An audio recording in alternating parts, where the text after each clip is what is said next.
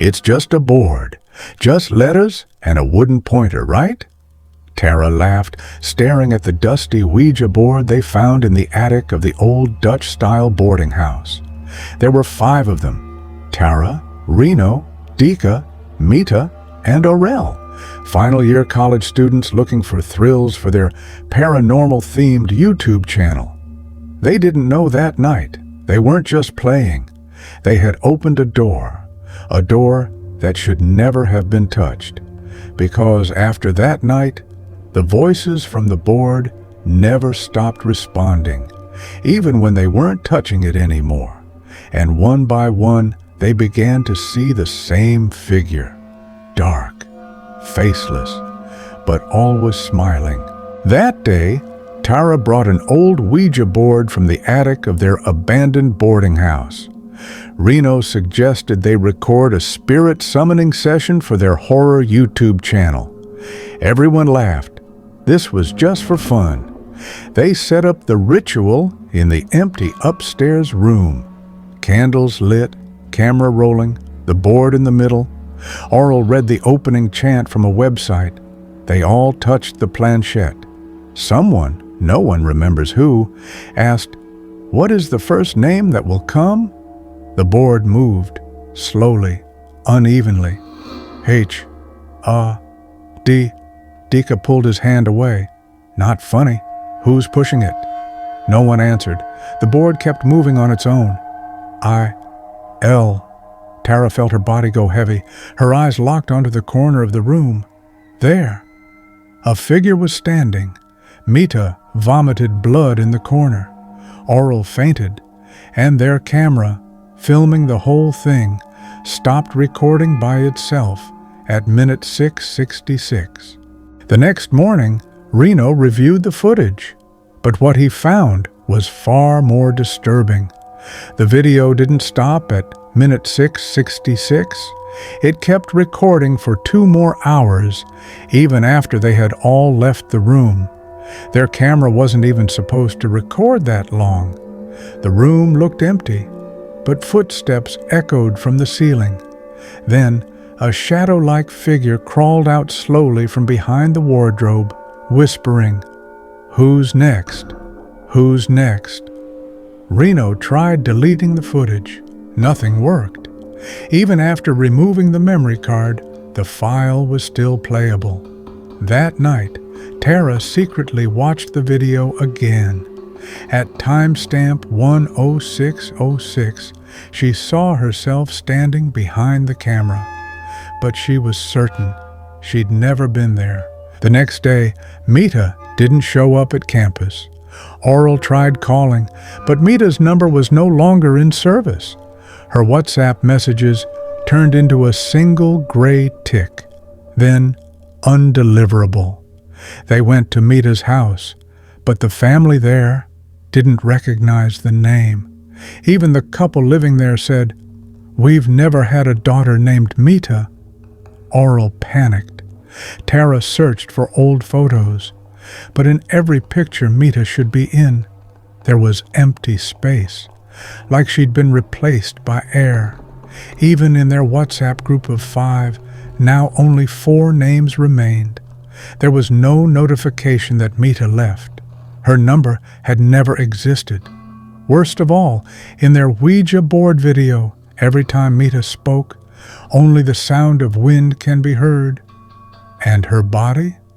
Nowhere on screen. At 3:03 a.m., Dika received a WhatsApp message. Just one word: help. The sender had no name, just a number. But the profile photo showed Mita's face, pale and smiling, as if forced. Dika replied, "Where are you?" The response was chilling. "I'm not Mita, but you can come if you want to see her." More messages came, photos of their rooms taken from impossible angles, from the ceiling, from under the bed, from inside the closet. The last message was a voice note, heavy breathing, then a whisper, "Your turn." The next day, Dika was missing. His phone rang, but no one answered. Reno and Tara searched his boarding room. Inside, the walls were covered in scribbles of 303, and on the bathroom mirror, Fogg wrote, he replied, 3 remain, Tara, Reno, and Aurel. They agreed to never touch the Ouija board again. They sealed it inside a box and locked it in the basement. But that night, Aurel heard laughter from inside the box, a soft giggle, like a child hiding and laughing at a secret. She tried recording the sound, but nothing came through. Then she turned on her phone's front camera. In the mirror behind her, a second smiling face appeared. It looked just like her, but with pitch-black eyes. After that, every time Aurel laughed, even slightly, things around her moved. Cups fell, lights flickered, windows opened though they were locked. She realized the only time she was truly seen was when she laughed. That night, Aurel laughed loudly into the mirror. With tears running down her face, she whispered, "You can see me now, right?" The mirror cracked by itself, and Aurel disappeared from the reflection. Only 2 remain, Tara and Reno. After Aurel vanished, they decided to burn the Ouija board stored in the basement. But when they opened the room, the box was empty. On the floor, burnt handprints stretched toward the ceiling. A message scratched into the wood read, "You opened the door. We're just passing through." Tara began losing consciousness. She talked to herself in voices that weren't hers. Reno tried taking her to a church for an exorcism, but Tara collapsed before they arrived. In the car, she woke up and whispered, "It's too late. It's my turn to guard the door." Tara then disappeared from her bedroom. But strangely, her home CCTV recorded her sitting motionless on the bed for 16 hours. Then, nothing. Gone. Reno fled to another city, but every night at 3:03, someone knocked on his door, and on his hotel mirror, a new name was scratched in. Last night, he saw his own, Rhino. A whisper echoed from inside the mirror. "You're the last, or the first again?" Reno lives alone now. He no longer sleeps at night after everything that happened. One night, his laptop turns on by itself. A new folder appears. For you. Inside is a single 2-minute 3-second video. File name, final recording, .mp4. He plays it and sees himself on screen, tired, terrified, sitting in what appears to be the very same room he's in now. But Reno never recorded this. In the video, his own face says, "If you're watching this, it means you didn't run." Then comes a knock, 3 times. The digital clock behind him reads 3:03 a.m. The video version of him turns to the door and whispers, "Don't open it, no matter what you hear." The video ends with a loud scream and a chair crashing to the ground. Reno panics and deletes the file, only for it to reappear again and again. Each night at 3:03 a.m., the laptop powers on and plays it automatically. But the video starts changing. Now the Reno in the recording looks wrong. The smile is too wide, the eyes completely black, and the final line has changed. Now it's your turn to be the recording.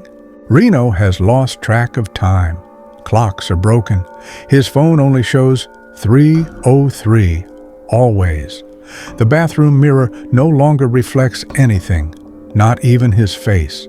He tries to leave the house, but every time he opens the front door, he walks back in from the same door. The house begins to rot. Walls seem to breathe. Floors are sticky and wet. From the back hallway glows a faint red light, like burning coal. A voice echoes from the end. "Reno, you have to leave before they return." It's Tara's voice, but Tara is gone. He follows the sound. The hallway becomes a spiraling staircase descending underground. Along the walls, photos of his missing friends, but in alternate versions, older, hollow-eyed, empty. At the bottom is a circular chamber, lit by black candles. In the center, the Ouija board again, but now the letters are made of shards of human fingernails. A single figure stands nearby. Its face is a blend of everyone Reno ever knew. The entity speaks. You summoned us for fun, but we came for real, and now you're all here. Only your bodies remain. Reno tries to scream, but his mouth won't open. One by one, the candles go out. In total darkness, the final whisper. We never left. We were just waiting for you to leave your body